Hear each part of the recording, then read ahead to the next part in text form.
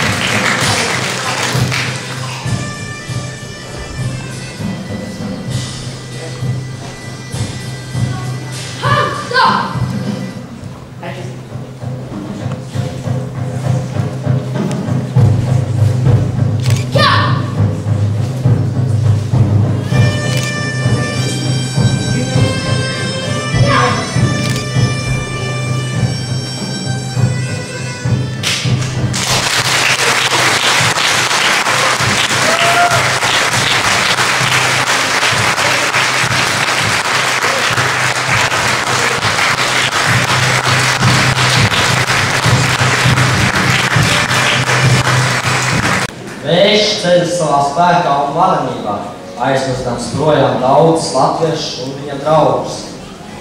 Neviens to brīdi nezina, kur. Vai tagad tu zini, kur palika latvieši?